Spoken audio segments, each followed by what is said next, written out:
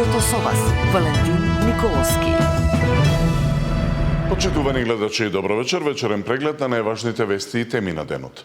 И Венко Филипче бара гаранција од Бугарија дека нема да има повеќе побарувања во текот на македонскиот преговарачки процес.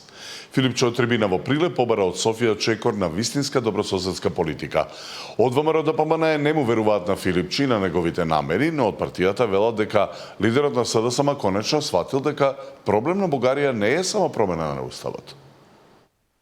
Филипче бара гаранција од Бугарија дека повеќе нема да има нови барања кои се однесуваат на јазикот и идентитетот на патот на македонските евроинтеграции. Лидерот на СДСМ од средба со граѓаните во Прилеп го доближи ставот до владеачката ВМРО ДПМН за однесувањето на источниот сосед и побара Софија да направи чекор на вистинско добрососедство. Бугарите треба да направат на вистина еден чекор кога еден нивни сосед, кој што има аспирации, да стане земја членка во Европска Унија, да се однесуваат по-европски. Ако ние стравуваме дека утре може да има некаква блокада на непринципиелна основа, на основа на јазикот, идентитетот и така натаму, нека покажат европско однесување и нека кажат дека нема да го има тоа. Нека кажат, ние сакаме нашите соседи да се во Европа, еве ќе ви дајаме подршка.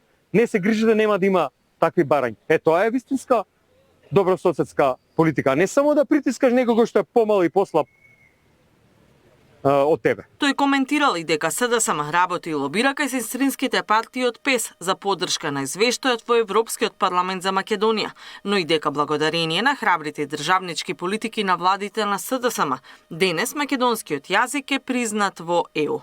Од друга страна од ВМРО ДПМН коментираат дека Филипче најпосле сватил дека на Бугарија не е се проблем уставните измени, туку македонскиот идентитет. Иако опозицијскиот лидер се доближува до нивните ставови, велат дека во СДСМ и во ставовите на Венко Филипче не може да се препознае стабилност. Филипче дојде на ставот на ВМРО ДПМН дека не е само прашање промената на уставот.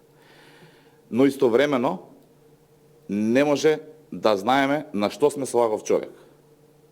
Ова е израз на една нестабилност која што се повторува во СДСМ. Второ, ние не знаеме ни што е причината за ова негово однесување и дали ова негова изјава ќе еволуира во изјава како она додека дишам мојата македонска жица, никој нема да ја допре, пошто ќе следи едно ново велепредавство на македонските национални интереси, слично со она што се случи со неговиот ментор, со кого тоа е вака секој ден. Европскиот парламент во средата го одложи гласањето за извештајот за Македонија поради коментарите и амандманите на бугарските европратеници за вековноста на македонскиот идентитет и јазик. Македонските власти го оценија ваквиот чекор како успех, а барањата на бугарските европратеници ги оценија како навредливи доказ дека на Софија вистинското барање не е внесување на бугарите во уставот, туку бришање на македонскиот идентитет. Катерина Нишкова, Сител телевизија. Владата воспоставува нова телефонска линија преку која повредените во трагедијата во Кочани и нивните семејства ќе можат директно да ги изнесат своите барања и потреби.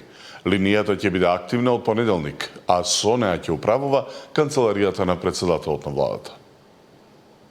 Повредените од пожарот во Кочани и нивните семејства можат да се јават на 070 355 526 и да ги кажат потребите, барањата и проблемите со кои се соочуваат, за побрзо да се најде решение. Телефонската линија која ја отвора владата ќе биде достапна од понеделник. Оваа активност се презема по сугестија од членови на работната група за евалуација на повредените, која изминатиот период работела на терен во директна комуникација со семејствата и медицинските тимови. Медицинските тимови треба да се грижат само за здравствената состојба на пациентите. Пациентите и нивните семејства имаат прашања кои што се надвор од медицинската грижа, а се однесуваат на некој институционално барање кое што им е неопходно да го решат. За да го анулираме тоа, да воспоставиме директна комуникација и да можеме да го проследиме барањето до институцијата која што е надлежна да го реши, како пример ќе го дадам случајот со боледувањата, Ќе направиме се со цел да ги собереме тие барања и брзо институционално да постапиме. Затоа рековме, ова беше време на кое што им беше потребно за закрепнување, кога гледаме и све смесни, слушаме дека имаат потреба од други институционални барања, веднаш реагираме и продолжуваме со континуирана поддршка. Дел од повредените преку Сапорт Кочани реагираат и за малтретирањето до Скопје за да им биде направен PRP медицински третман за побрзо заздравување на лузните, а при тоа мора да го избегнуваат сонцето и високите температури. Тие деца моментално што одат на PRP. Прво, не можат преку ден да патуваат заради изгорениците. Фамилиите одат со нив, треба да им дават вода, не може сами ни шише да фанат, пример, со рајката. Ја мислам дека треба државата да им помогне укочени да ги прават тие ги прават у Скопје, нели? Да, моментално на пластични хирурги. И најпат ни праќаат деца слики, значи чекат у една соба, исполегнати, сите чекат цел ден, па чекат да се стемне вечерта за да може да патуваат назад, цела фамилија со нив. Многу мислам, малтретирачки процес, мислам дека ќе е подобро да се соберат доктори и опремата да префрлат укочени. Ова е исто така тема на дискусија која што ја имаме во рамки на владата и која што е дојдена како резултат на информации од оваа работна група која што ги евалуира состојбите. За многу скоро денес ќе објавиме и план како се тоа треба да се реши. Свесни сме дека постојат вакви состојби каде што пациентите и при само изложување на сонце може да имаат било каква дополнителна потреба од грижа. Ќе најдеме начин како тоа да го изменаџираме, да има се поголема грижа од страна на медицинските тимови кон повредените, а да не треба тие да се изложуваат. Но дозволете ми уште малку време за многу скоро, кога ќе се финализира целата дискусија, кога ќе се најде најточната методологија, веднаш како влада ќе излеземе и ќе соопштиме пред јавноста. Во големата трагедија во Кочани загинаа 62 лица. Околу 200 беа повредени, а 5 мина се уште се на лекување во странство. Александар Динев, Сител телевизија.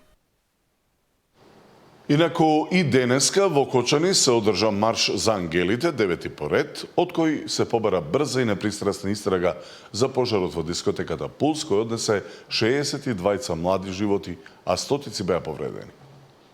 Кој што бил пред 5 години, пред 10 пропусти правил, сегашни функционери треба да носат одговорност, на кој основ, што е контролирано, како е контролирано, некој пред 2 или 3 или 5 години направил пропусти. Сега овај пред 2 месеци или пред 3 месеци, ако е функционирал и работил барем пола од тоа што треба да го работи, немало е да дојде до тај случај и во име на парата, на криминалот, на митото и на корупцијата се е подмитувано, се е замишувано и се е дојдело до тај степен што нашите невини деца настрагаа. Судејќи од претходните постапки што се имат во државата како се судат, мислам дека тешко. Нашите деца се погинале на 16-ти. На 16-ти вие тројцата да си дадете оставка, а ве оставам на вас вие да го бирате месецот. Лошите услови на патиштата, неприлагодената брзина и невниманието на возачите остануваат најголемиот причинител за сообраќајни незгоди за време на туристичката сезона. Од МВР велат дека лани во ова време 34 лица го загубиле животот на македонските патишта. Најавуваат подобрување на безбедноста, особено поставање во функција на системот Safe City. Од јуни до август лани 34 лица го загубиле животот на македонските патишта. Полициската статистика говори дека во екот на туристичката сезона минатата година најголем број на сообраќајни незгоди со смртни последици се случиле во август. На стартот на оваа сезона, безбедносни експерти од Интернационалната полициска организација повикаа на поголема внимателност кај туристите, но и на поголем ангажман на институциите за балканско безбедно лето. Секој од институциите, односно од граѓаните, од луѓето, очекуваат вклучување на секој сектор во општеството за да може навистина и ова лето кое е најавено како лето со високи температури да може да го направиме лето со помал број на жртви, односно лето кој ќе биде побезбедно за себе, за вас присутните, односно за сите граѓани, за сите оние кои транзитираат низ Република Македонија, односно кои движат по патиштата низ државата. Според полициските билтени, лошите услови на патиштата, неприлагодената брзина и невниманието на возачите останува најголемиот причинител за сообраќајните незгоди. Апелот е да граѓаните ги почитуваат патната сигнализација вертикалната и хоризонталната, да почитуваат брзината и ограничувањето на брзината на движење, да патуваат одморни, да користат чести паузи, се со цел подобрување на условите во сообраќајот и намалување на сообраќајните незгоди и жртви во сообраќајот. Во ек на летната сезона изголемената фреквенција на возила кои транзитираат низ земјата, граничните премини Бановци и Богородица остануваат најпроблематични точки. Туристичките агенции бараат зголемување на бројот на полициски службеници за да се реши хаосот со километарските колони на граница. Да се најде некој начин за да оди побрзо сето, да не се ствараат гужви, бидејќи автоматски доаѓа до револт на самите патници кои што веќе нели се мислат кој ден да тргнат, како да тргнат, нема веќе кога ќе почне, кога ќе 1 јули кога ќе дојде, нема веќе ден да се избегнува дали било понеделник, вторник, среда, секој ден има гужви. Поголеми резултати за безбедноста на македонските патишта се очекува со ставањето во функција на системот Safe City идната година. Ивана Соколовиќ, Најдова, Сител телевизија. Додека во Европската Унија инфлацијата падна под 2%, кај нас таа е се уште над 2, односно 2,7. Слично и со референтната каматна стапка, која во Унијата се намалува, а кај нас е можно да порасне. Според финансиските експерти, едно е сигурно. Курсот на денарот мора да остане стабилен, а дали е надценет, не може да се заклучи само од анализата на овие два фактори. Внимателно со барањата за зголемување на платите. На тој начин само би се подгреала инфлацијата, алармираат експертите. Додека во Европската Унија таа се спушти под очекувањата од 2%, кај нас се уште е релативно висока. За да се поттикне трошењето, ЕЦБ неделава ја намали референтната камата, додека во земјава можно е да се зголеми ако продолжи растот на трошоците за живот. Особено во следниот период треба да се одвикнеме од таа одлегување во тој магичен круг, каде што ќе бараме повисоки плати без при тоа да биде поддржано со создавање поголема вредност, односно да биде поддржано со продуктивност. И мислам дека тоа е во суштината на дебатата која што се отвори околу преценетоста на курсот. Дали тоа ќе значи и повисока каматна стапка, не би рекол дека веднаш тоа може да се толкува на таков начин, меѓутоа секако во проценките на поставеноста на монетарната политика и тоа е еден важен влезен инпут. Базичната камата во еврозоната сега изнесува 2%, кај нас е 5,35% поени. Наместо олабавување како во ЕУ, може би ќе не треба затегање, иако во моментов монетарната политика Петрески смета дека е добро поставена. Вели дека курсот на денарот мора да остане стабилен, а дали е надценет не може да се заклучи само од анализа на два фактори. Туку и вклучување на информација од типот на обемот и структурата на трговијата, понатаму индиректно што се случува во платниот биланс, девизните резерви и така натаму. Знам дека фиксниот девизен курс е сидро на нашата макроекономска стабилност, таков е 30 години и таков треба да остане.